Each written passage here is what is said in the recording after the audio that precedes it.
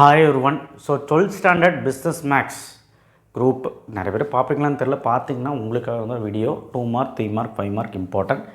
So business maths ரொம்ப ஸ்மார்ட்டாக படிச்சிங்கன்னா ஈஸி. நான் சொல்கிறேன், ஃபஸ்ட்டே சொல்கிறேன், 7 5 மார்க் எழுதணுன்னா என்ன பண்ணணுன்னா, chapter 1 rank method grammar rule, chapter 2ல் 2.9 எக்ஸைஸ், தேர்டு சாப்டரில் பிடிபிஎஸ், சரியா, கன்சியூமர் சர்ப்ளஸ் ப்ரொடியூசர் சர்ப்ளஸ், அது சாப்டர் 3. அடுத்தது வந்து சாப்டர் 11, அதாவது சாப்டர் 9 ஃபிஷஸ் பேயர்ஸ். அதுக்கப்புறம் அதிலே வந்து பார்த்திங்கன்னா ஃபேக்டர் ரிவர்சல், டைம் ரிவர்சல், அதிலே வந்து சீசனல் இண்டெக்ஸு எல்லாமே அந்த எக்ஸைஸ் ஃபுல்லாகவே படிச்சிருக்கேன் அந்த சாப்டர். அண்ட் லாஸ்ட்டில் ஆப்ரேஷனல் ரிசர்ச், அதில் வந்து எல்லா மெத்தடும் தெரிஞ்சிருக்கணும். ஏன்னா இதெல்லாம் ஈஸி. அடுத்து 8th லெசன் ரொம்ப ஈஸி. ஒரே ஒரு ஃபார்முலா இருக்கும், அந்த ஃபார்முலாவில் அடித்து கால்குலேட்டர் போட்டிங்கன்னா ஆன்சர் வந்துடும். இப்போ நான் சொன்ன சாப்டரில் என்ன, சாப்டர் 1, சாப்டர் 3ல் பிடிபிஎஸ், சாப்டர் 2ல் வந்து 2.9 அண்ட் சாப்டர் 8 9 10ல் ஈஸியாகவே சொன்னேன். அதோட important chapter 5 Newton backward formula and Lagrange, Newton forward and backward Lagrange. இதுலேருந்து 2 சம் இல்லை 1 சம் வந்துடும். இப்போ நான் சொன்ன சாப்டர் படிச்சினாலே குறைஞ்சது 5 எழுதிடலாம், 6 எழுதிடலாம், குறைஞ்சது 5 எழுதலாங்கிறேன்.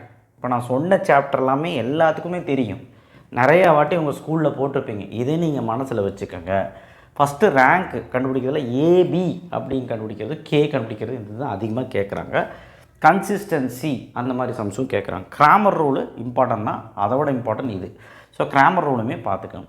சாப்டர் 2ல் 2.9 இந்த 5 சம் பார்த்துருப்போம். கண்டிப்பாக ஒரு சம் வர்றக்கு வாய்ப்பு இருக்குது.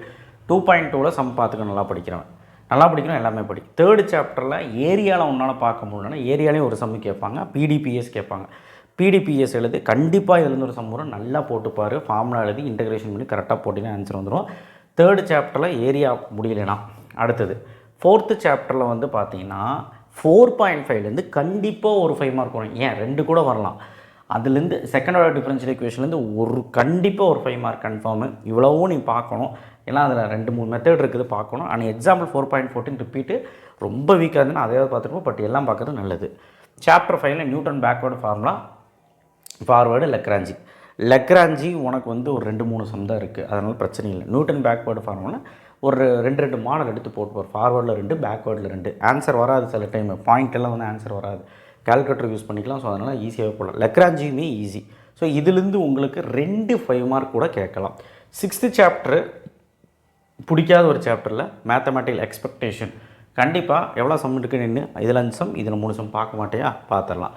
சாப்டர் 7 ப்ராபபிலிட்டி 7.2 பார்க்க முடியலன்னா அட்லீஸ்ட் 7.3 பாரு. ஸோ நார்மல், பாய்சன், பைனாமியல் இதில் இருந்தால் கேட்பாங்க. ஸோ நீங்கள் வந்து 7.3ல் அட்லீஸ்ட் பார்த்தா கூட ஒரு 5 மார்க் எழுதுறதுக்கு வாய்ப்பு இருக்குது.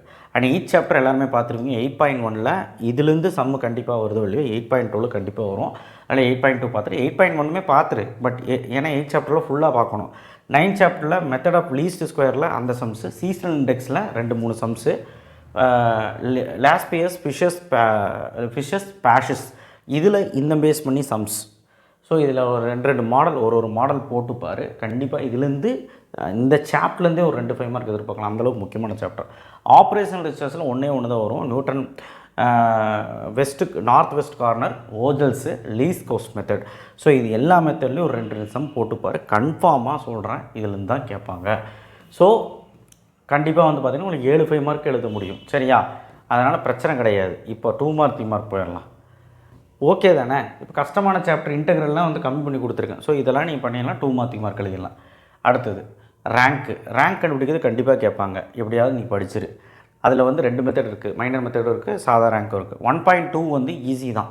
1.3லேருந்து கண்டிப்பாக ஒரு 3 மார்க் எப்போவுமே கேட்டுகிட்டு தான் இருப்பாங்க. ஸோ இந்த சாப்டர் இம்பார்ட்டன்ட். செகண்ட் சாப்டர் கொஞ்சம் பெருசு, உடனே விட்டுக்கோ. 2.9 மட்டுமாவது பாட்டுக்கோ. 2.1 பேசிக்கு, அது முடிஞ்சால் பாரு. அடுத்து சாப்டர் 3 தேர்டு சாப்டர் வந்து என்ன தான் இன்டெக்ரலாக இருந்தாலும் 3.3லேருந்து ஒரு கொஷின் கேட்டால் கூட எழுதலாம். அடுத்து 3.2ல் இந்த 4 சமாவது பாரு. மீதியெல்லாம் நல்லா படிக்கிறவங்க பார்த்துக்கோங்க. சாப்டர் 4 டிஃப்ரென்ஷியலில் வந்து நம்மளால் பார்க்க முடியலன்னா பரவாயில்ல, 4.1ஆவது பாருங்கள். அண்ட் 4.5லேயும் சில சம் சொல்லியிருக்கேன் பாருங்கள், ஓகேவா? ஸோ நான் இம்பார்ட்டன்ட் கொடுத்துருக்குறேன். 4th சாப்டர் ஒமிட் பண்ணாலும் ஒன்றும் ஆகாது. பட் 4th சாப்டர் படிக்கிறவங்க படிச்சிருங்க. 5th சாப்டர் ஈஸி தானே, இந்த ரிலேஷன் வந்து ப்ரூவ் பண்ண சொல்லுவாங்க. இது 2 பார்த்துக்கோ. அண்ட் 5.1ல் மிஸ்ஸிங் டேர்ம் கண்டிப்பாக கேட்பாங்க.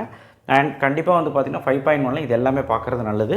5.2ல் நியூட்டன் பேக்வேர்டு ஃபார்வர்ட் அதில் இருக்க சம்ஸு 1 2 தான். பட் இதுதான் ரொம்ப இம்பார்ட்டன்ட், ஓகேவா? 5.1 இதிலேருந்து வந்து எழுதிருங்க ஒரு 2 மார்க் 3 மார்க். ஏன்னா ஈஸி சாப்டர். 6th சாப்டர் வந்து தியரி கேட்பாங்க. தியரி ப்ராப்பர்ட்டிஸு அந்த மாதிரி ஏதாவது தியரி கேட்பாங்க. தியரி கொடுத்துருக்குறேன்.